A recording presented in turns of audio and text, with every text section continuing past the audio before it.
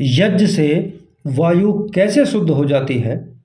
ज्येष्ठ भारत श्रेष्ठ भारत, अंधकार से प्रकाश की ओर, आओ चलें वेदों की ओर।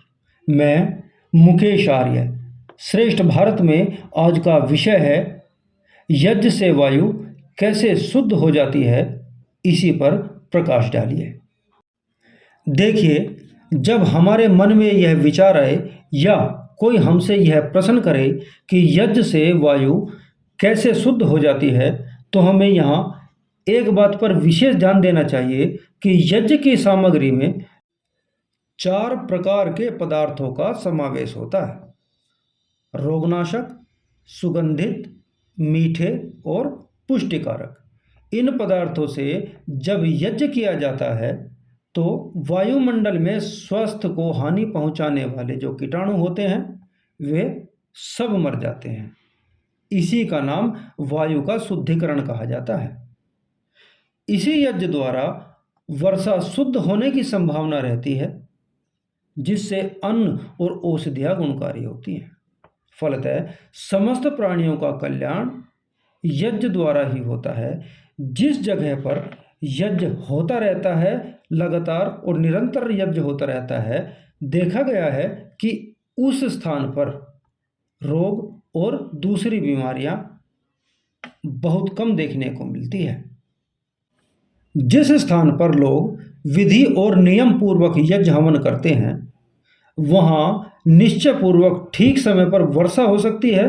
प्राचीन समय से अंत विधि पूर्वक यज्ञ होते थे, इसलिए खूब वर्षा होती थी, फलतः अकाल नहीं पड़ा करते थे।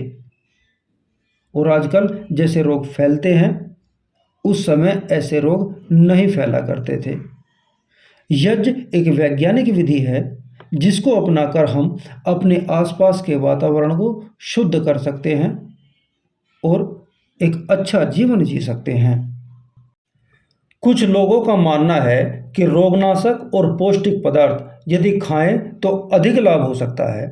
जलाकर पदार्थों को नष्ट क्यों किया जाए, और भला यज्ञ द्वारा वर्षा होने की संभावना कैसे हो सकती है? तो यह बात जान लेना परम आवश्यक है कि पौष्टिक और रोगनाशक पदार्थ खाएं, यह बहुत अच्छी बात है, लेकिन उनसे यथाशक्ति यज्ञ भी करना चाहिए। यदि पदार्थों द्वारा शरीर को पुष्ट करना आवश्यक है, वहाँ पदार्थों द्वारा वायु शुद्ध करना भी परम आवश्यक है। यदि कोई मनुष्य वायु को शुद्ध नहीं करता तो वह पापी है, क्योंकि जब वह वायु को गंदा करता है तो वायु को शुद्ध करना भी उसका परम कर्तव्य है। देखो, शरीर से जो कुछ निकलता है वह गंदा है। आँख से कीचड़ निकलता है वह गंदा है, कान से जो मैल निकलता है वह गंदा है, मुंह से जो और नाक से जो मैल निकलता है वह गंदा है, पसीना निकलता है वह गंदा है, मलमूत्र निकलता है वह गंदा है। इसी तरह जो वायु निकलती है वह गंदी है। मनुष्य बाहर से अन्न, जल, वायु, फल आदि जो ग्रहण करता है वे सब पवित्र पदार्थ हैं, पर वे पदार्थ शरीर के भीतर से जब बाहर निकलते हैं तो वह सब गंदे होते हैं। यह मानी हुई बात है कि वायु प्राणियों का जीवन है।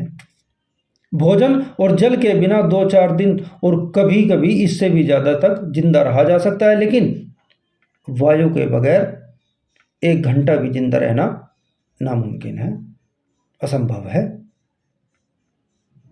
वायु तो प्राण का आधार है, तो उसका शुद्ध रहना कितना आवश्यक है। जब वायु अशुद्ध हो जाती है तो कितनी बीमारियां फैल जाती है। ये प्लेग और हैजा जैसी बीमारियों को फैलाने के लिए पर्याप्त होती है। मरीज के शरीर के कीटाणु और चूहे के पेट के कीटाणु भी तो वायु में मिलकर ही भयंकर बीमारियों को जन्म देते हैं। इसलिए वायु को शुद्ध बनाने के लिए यज्ञ या हवन करना परम आवश्यक है, और प्रत्येक व्यक्ति का उद्देश्य भी होना चाहिए कि वह अपने जीवन में यज्ञ जरूर करे। जो पदार्थ जलकर नष्ट हो जाते हैं, वास्तव में यह नासमझी की बात है कि पदार्थ जलकर नष्ट हो जाते हैं। संसार में किसी भी चीज का नाश नहीं होता, केवल रूप बदल जाता है। देखो, पानी जल जाने पर मूर्ख मनुष्य तो समझता है कि यह नष्ट हो गया, परंतु बुद्धिमान जानता है कि यह भाप बनकर वायु में मिल गया, नष्ट नहीं हुआ।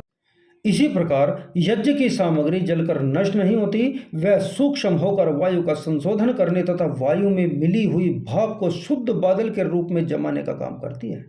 वायु को जमाने के लिए घी तो जामन का काम करता है। जैसे सैकड़ों मन दूध को जरा सी दही जमा देती है, वैसे ही धृत जिसे सूर्य की तीक्ष्ण से तीक्ष्ण किरणें भी नहीं सुखा सकती, उसको जमाकर वर्षा का कारण बनता है। यदि लोग विधि और नियम पूर्वक यज्ञ हवन करें तो निश्चय रूप से ठीक समय पर वर्षा हो सकती है। प्राचीन समय में अत्यंत विधि पूर्वक यज्ञ होते थे, इसलिए खूब वर्षा होती थी, फलतः अकाल नहीं पड़ा करते थे। और न आजकल जैसे रोग फैलते हैं, पहले ऐसे रोग ही फैला करते थे। हर व्यक्ति का कर्तव्य होना चाहिए कि उसे अपने जीवन में यज्ञ हवन जरूर और निरंतर करने चाहिए।